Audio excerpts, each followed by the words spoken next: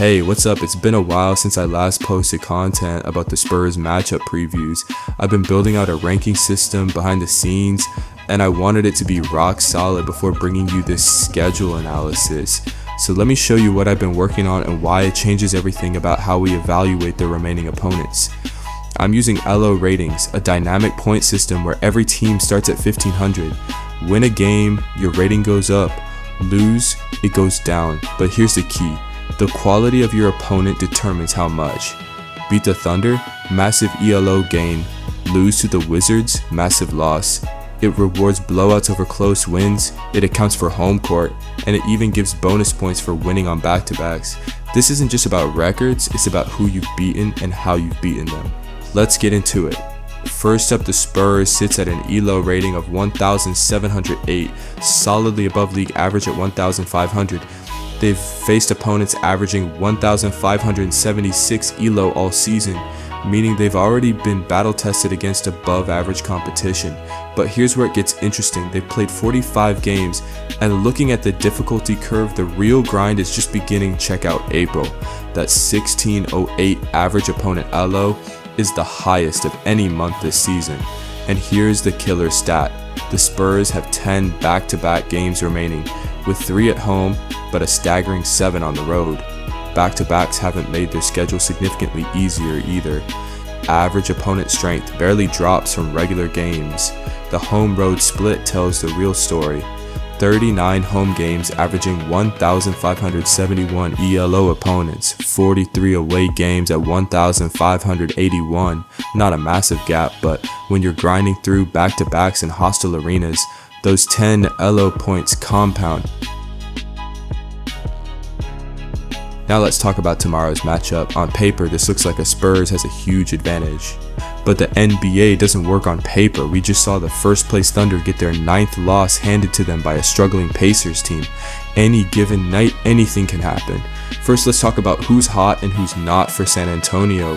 Looking at recent performance trends, the Spurs have some real momentum from unexpected sources. The biggest story, the role players are stepping up. Julian Champagnie has been on fire lately. He's trending positively across the board with strong shooting percentages and is averaging over 15 points in his last 5. Kornet is also showing positive momentum, and CB has been consistently contributing. But here's the concern. Some key rotation pieces are trending the wrong way. HB, Dylan Harper, and Lindy Waters III are all showing significant negative momentum across multiple metrics. Sochan's numbers have been declining as well, which is particularly important for tonight's matchup. We'll get to that in a minute. The good news, Victor Wembanyama remains stable and elite, leading the team with 26.8 points per game over the last 5. When your franchise player is putting up those numbers consistently, you've always got a chance. Now let's flip to New Orleans. The Pelicans are dealing with some serious roster-wide struggles right now. Only 4 players are showing positive momentum. Derek Queen and Sadiq Bey are the standout performers, with Micah Peavy and Jordan Poole showing modest improvements. But that's where the good news ends. The concerning part? Almost everyone else is trending down. Trey Alexander leads the negative momentum with a -6 score.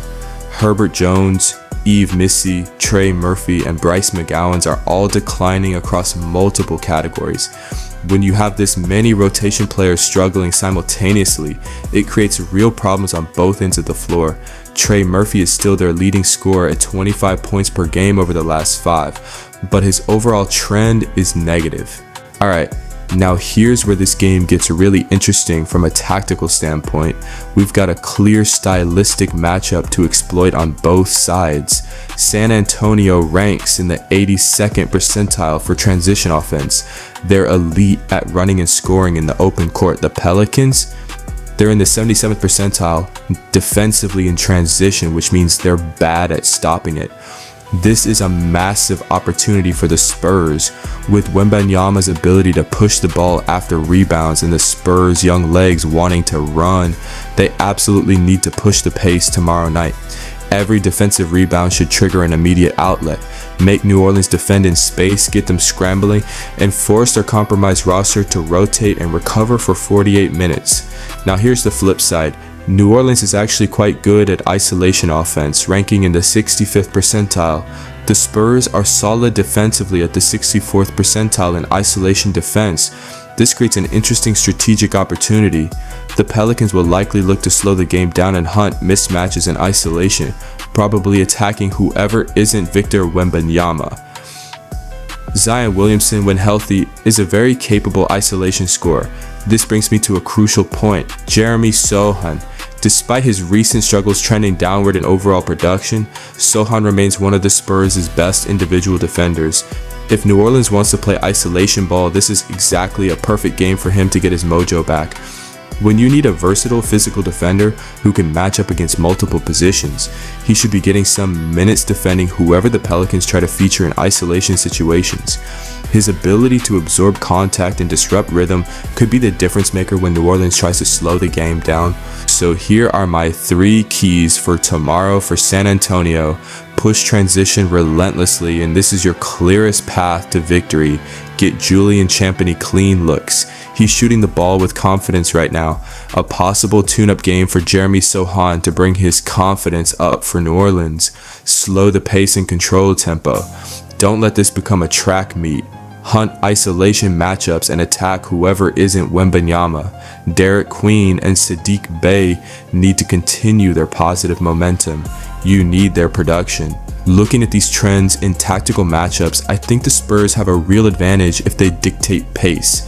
Their positive momentum from role players and the Pelicans' widespread struggles give San Antonio the edge. But if New Orleans can bog this down into a half-court isolation game, they've got a path. I'm taking the Spurs to win this one, but it'll be closer than people think. What do you think? Drop your predictions in the comments below. And if you found this analysis helpful, smash that like button and subscribe for more Spurs breakdowns. See you after the game.